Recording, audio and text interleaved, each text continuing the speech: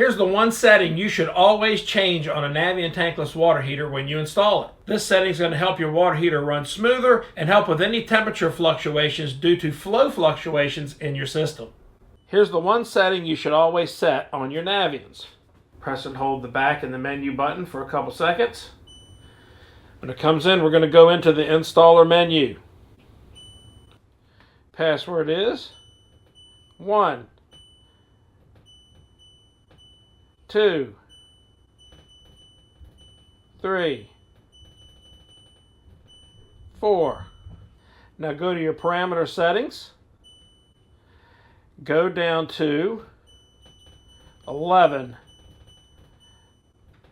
which is your well pump setting. Hit OK. And go to Enable and enable that setting.